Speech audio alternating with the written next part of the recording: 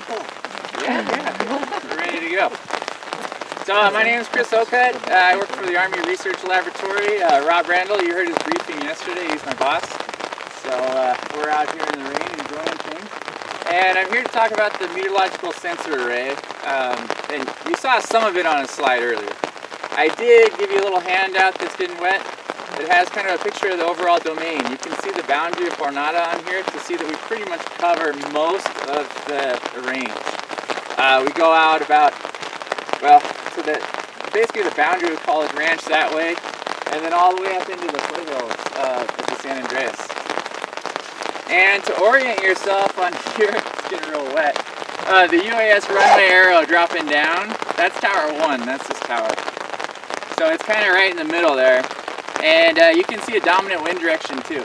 So we're super excited about this because the wind pretty much comes from right over there where it's nice and open. So we have this really clean fetch, minimal roughness, almost no topography there.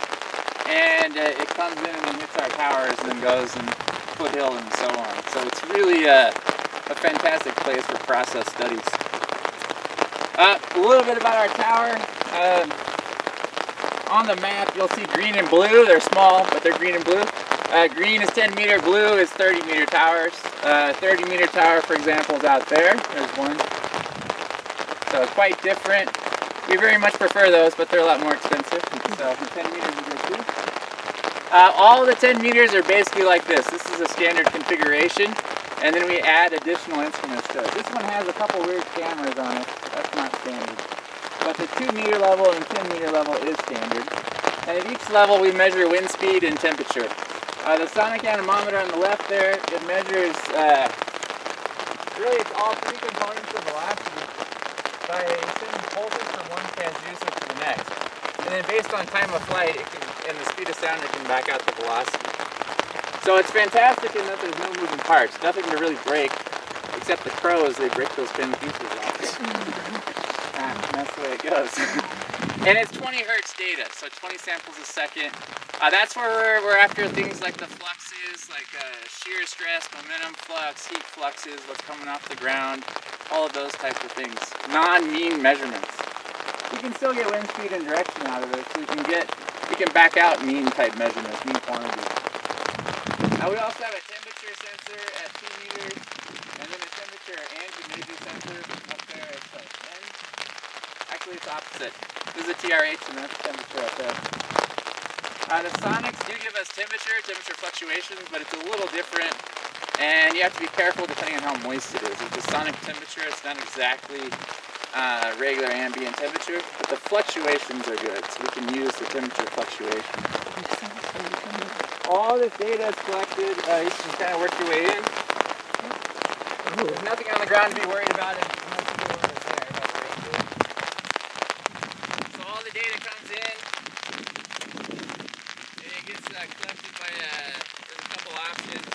The slow sensors, so that's all like the 1 hertz stuff, that gets collected with a data logger, which has a serial connection to a computer in here. You never know what's going to be living in here. So here's our data logger. You can see some stuff's plugged in here. That's all the slow stuff, 1 hertz. So the temperature, TRH, temperature up top, rain gauge, it's still 1 hertz. Not that it changes every second, but and then that's fed into the computer. The sonics, which are 20 hertz, they feed in through serial to the computer, so we can take much more rapid data that way.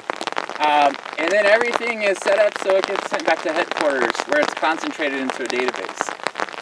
So we have on-site storage. There's a terabyte SSD drive there. If something goes wrong, we're always collecting locally, and then when the network's back online, it can send it to headquarters and back to main post, so through the network. If we go back to this wet handout, there's more information here below about the surface energy budget, and there's already a question about a LICOR. So this tower is kind of a minimal configuration. Full surface energy budget would be shown here, and there's 3 sites that have those. One of them is the 30 meter tower in the middle. So that site, one, it has a lot more levels. because we're always interested in the profile near the surface of temperature and velocity, for example. We're going to get a linear profile. We have two sites, two levels. So some of them we added 4 and 7 so we can resolve that better. The tower in the middle, it has 6 or 8, I can't remember. It's been 3 or 4 years since we put it up. But, so I mean, you can much better resolve the details. In addition, it has a light core. They're at the same level as the sonic anemometer. That's pictured right here. That's so we can get latent heat fluxes, so moisture-related properties. At 10 meters or just the one at 2? It's at 8 meters, the sonic, or the light core. Yeah, and it's at the same level as the net radiometer. So we're getting all components of radiation, shortwave, longwave coming in, what's going off, water vapor fluxes, CO2 fluxes. Then we get into the soil properties. So all this stuff down below, it's in the soil. You guys are ecologists, so Rob and I really like working with you guys, or the people that I know at least that are ecologists, because there's this really interesting connection. I mean, there you got the atmosphere and land interaction, and a lot of what drives the atmosphere happens in the soil. So we care about soil moisture, soil temperature. The little cables coming off over here, in fact, that's what they're measuring. So this is a pretty standard 5 and 10 centimeter soil depth. It gives you thermal conductivity, so how easily the water flows. You guys know this stuff better than me. And then we have heat flux plates. That's something we're after. They're buried down in the soil. Water content, arrays of thermocouples to get the gradient, the thermal gradient. Now if you go to the back, it's the rest of the information. And I mean, we've talked about tower-based stuff. I mean, it's awesome. It's persistent. This thing runs all the time. We don't really have to worry about it. They do go down, but then we come out and fix it. You know, something chewed on a cable or something, we fix that. No problem. Back in action. But it doesn't give us anything above 10 meters in this case. Or in that case, nothing above 30. And certainly there's things we care about above 10 and 30 meters. So that's when you get into either remote sensing on the back, like Doppler lidars, or aerial platforms. So we do use Doppler lidars out here. We can pull them into the network. They can operate remotely, either off a PV setup like this, or generator, PV preferred, certainly. And what that can give us is the velocity field. And it can go up to approximately the boundary layer, which here could be up to, say, 3 or so kilometers in the summertime. So it's pretty far up. Totally dependent on the aerosols, the moisture, what's happening. So we might only get 800 meters in the vertical or something because of lack of aerosols. It's very clean in the desert. But it can give us this hemisphere of velocity. So that's key, because here we just have a point measurement. And really we want gradients. We want things changing. We want a volume of information. We don't want little points all over. Now, in addition to that, we have background measurements here at the bottom. So it's quite key. So a radioson is pictured there, and in the environmental state, really we have the background is driving the local processes. Some of this was in Rob's briefing yesterday. So we have to understand the background conditions to understand what's happening locally. So they call it synoptic scale, so large scale stuff.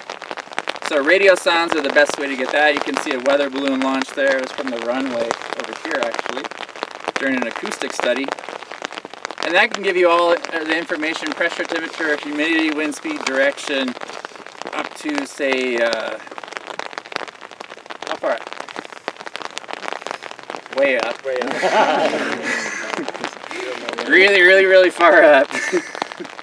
Farther than we technically care about.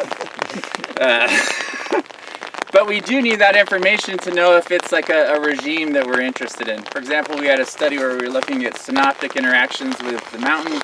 So then we needed all the days to be the same background conditions so we could compare one day to the next. Because otherwise you're going to get different processes.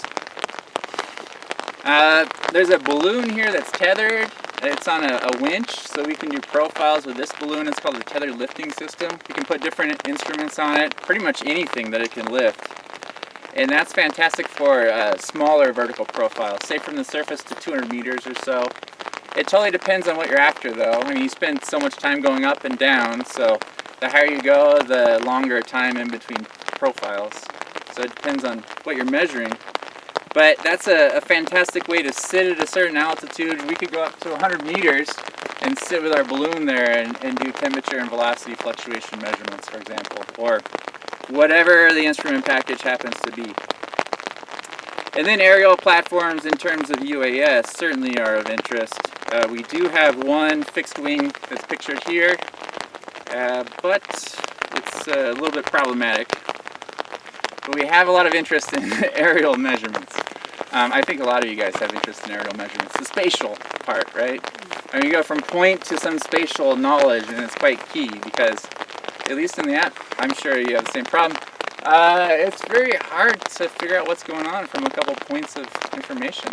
You know, what happened before it hit here? You need to know that too, for example. You need to know upwind, you know, is there a mountain there? Is there topography? What's the temperature, velocity profile? What are the conditions? You need all this information to know what's happening right here. So we have that issue quite frequently. So we have 62 towers now. This area is kind of the central core. If you look at the first map, that's probably quite wet by now, it has a ring. And there's 12 towers concentrated in a ring. It was originally designed for acoustics, but it's generally good for propagation. For example, right now, what's the environmental effect on the propagation of our data back to headquarters? I mean, certainly that changes throughout the day. It's affected by the surface heating. In fact, it's affected by the refractive index. Changes in that. You get ducting. It changes how it travels, how fast, the range, things like that. So there's a lot of different things we can do with this sort of configuration. This being part of the propagation array. The rest are kind of scattered about. Some are kind of boundaries, so we have boundary condition information, what's coming into the domain. Some are more just kind of spaced out for model verification. Depending on how much you know about the domain, there's a lot of dunes up in that direction. There's a lot more shrubs, a little bit thicker that way. We get grasses over there sometimes. The foothill is quite different as well, so you're kind of scattered about. And in the foothill, we have towers at a 500 meter spacing. So it's very dense, microscale in nature. And the idea there is that, well, you can kind of see it. It's the foothill right over there. Just a little outline you can see. Base of the San Andreas. The idea there is, you know, can we simulate the flows due to the heterogeneities there? There's rocks, there's all these different land use, different materials. There's these crevasses, gullies. You can get really shallow gullies flows. Do we resolve that in our models? How well is our land surface parameterizations working? Things like that.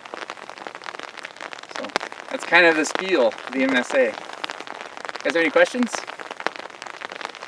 Are you doing balloons on a regular basis, or is that project specific? Project specific, definitely. So there's 62 of these 10-meter towers. 62 total towers. So we have, I guess right now there's 61 10-meter and then the 130. Oh, okay. Yeah. Does the Transect continue in the Tularosa Basin, like on the east side of San Andreas? We would like it to. I mean, ideally we'd go right up the San Andreas there, that nice 45-degree slope, and then back the other side down to the park. And that's in the plan. We ran into a lot of issues on the slope with the refuge. Oh, okay. So we backed off on that. But we do have plans on the other side. It's just funding dependent. Okay.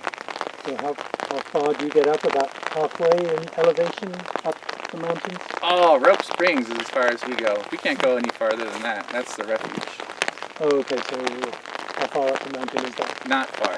Okay. Quarter at most. Mm-hmm. Well, you can kind of see the outline of the foothill. So they were not interested in our observations.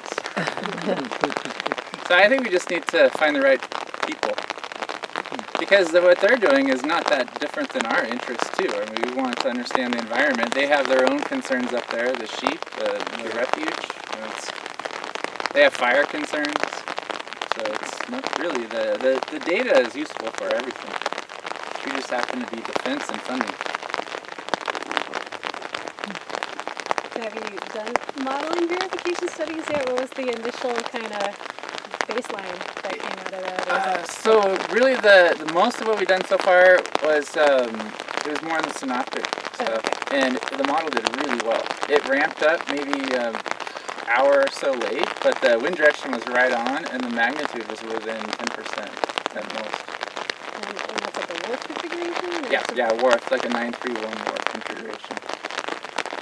So it's, I mean, for synoptic cases, it's doing really well. We're moving on towards more stable boundary there, and the soil moisture too. Right now is what we're looking at. So I don't know that it's going to be so well in those cases. Have you had a chance to look at any like the near surface winds at all? Like the really low, like close to the ground? I mean, we did look at the 2 and 10 meter, but nothing below 2. Okay. I mean, the wharf, it's using Mononabucop below that anyways, so it's a little questionable, especially as you drift towards non-homogeneous areas. But at 10 meters, it did really well. So at least in the recent paper, we compared the 10 meter. The Z10 is pretty standard. How long do you plan to operate the sensor array? Indefinitely. I mean, ideally, we can get a climatological catalog of data. I mean, you can imagine, okay, you want to test, just an example, you want to test your modeling configuration. How well does your model do in arid environments when it rains? Well, there's only so many days it rains, so you have to have this persistent collection. So at some point, we'll have 100 days of rain, right? So then you can just go through and you pick off those 100 days. When there's snow on the ground, we'll have 5, but so be it.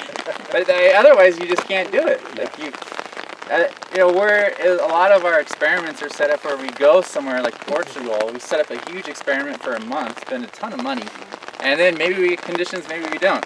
We had this study where there's this double ridge. We thought that a climatological study said the wind was going to come in perpendicular to the ridges beautifully. Yeah, that happened like 3 days. And then it's over, and then now you're looking at cross valley and other things that were not even necessarily on your interest. So it's the inverse problem. But that's also a problem too, because it's very open-ended and loose. So it's kind of hard to say what your impact is because it might not be realized for a lot of years. Yeah. What is the time lag between the measurements and like the processing? I mean, is it weeks So or we are. real time? It varies. It varies is the answer. So some of the data is offloaded through something that's real time for a base set of towers for another project. The bulk of the data though is just being collected right now and just preserved. We have gone through a lot of issues with networking out here. Turns out networking 62 computers out here is not easy on PV power and with the internet. But now we have CenturyLink, 200 megabits upload download all the way to headquarters. So that's a game changer for us. Oh, yes, thank you. We're happy. There he is. Thank everybody. Great. Are you retaining the 20 hertz data from every instrument? And Absolutely, yeah. I mean, all the stuff I care about personally is fluxes, so I need that 20 hertz. The 5-minute average does nothing for me. I don't have any interest. That's not true, but I mean, who doesn't want to just look at wind speed and direction, whatever.